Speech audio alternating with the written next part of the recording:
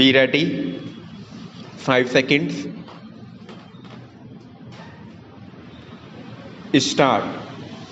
From this submission made on behalf of the respective parties and the materials available on record, we have to see whether the court below, including was justified in refusing the appellant's prayer for grant of interim order pending the hearing of the suit. Stop. Though, the deed of family settlement has been heavily relied upon by the court below and the respondents herein, it will have to be considered whether reliance could have been placed on the same since the same was not registered, though it sought to apportion the shares of respective co-shares. Stop. It has also to be seen whether the documents could at all be relied upon since all the co-sharers were not signatories thereto. Stop. Para. As far as the first point is concerned, since the same is a question of fact and has, on a prima facie basis, been accepted by the court below, we are not inclined to interfere with the prima facie view taken that an oral partition had been effected which had been subsequently reduced into writing as a memorandum and not as an actual deed of partition. Stop. Of course, the observation is made only for the purpose of disposal of this matter and not for disposal of suit itself. Stop. Para. As far as the second question is concerned, a deed of family settlement seeking to partition joint family properties cannot be relied upon unless signed by all the co-sharers. Stop. In the instant case,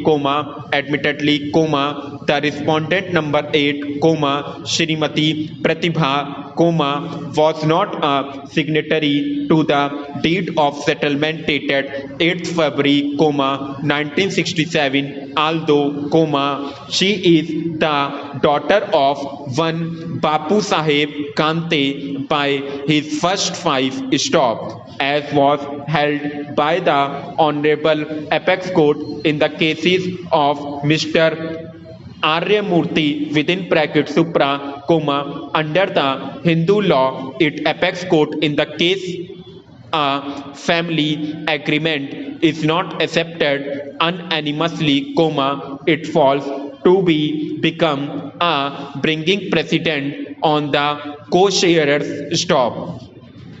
Learned counsel for both the parties brought this point to our notice to indicate that all the co-sharers had not consented to the deed of family settlement which could not, therefore, be relied upon. Stop. The argument would have had force had it not been for the fact that acting upon the said settlement, the appellant had also executed sale deeds in respect of suit property. Stop. Having done so, it would not be open to the appellant to now contend that the deed of family settlement was invalid. Stop. Para. Now, coming to the question of balance of convenience and inconvenience and irreparable loss and injury,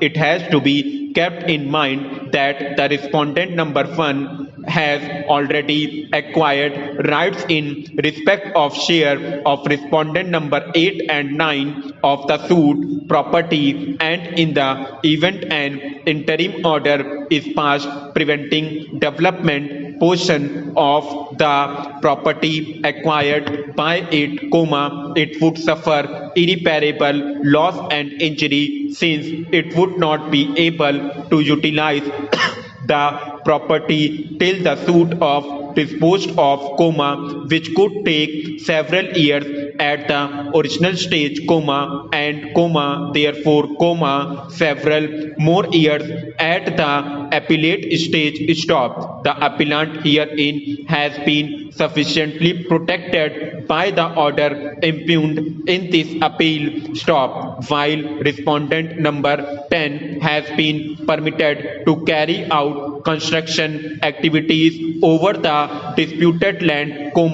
it has been restrained from alienating or transferring the property or from creating any third party rights therein during the pendency of the suit, stop, para. As mentioned here in above, there is yet another question which goes against the case made out by the appellant, with, that after the deed of family settlement, even the appellant has executed convenience in respect of portion of suit property, thereby supporting the case of the respondents that the deed of family settlement dated 8th February, 1976, had not only been accepted by the parties, but had also been acted upon, stop, para.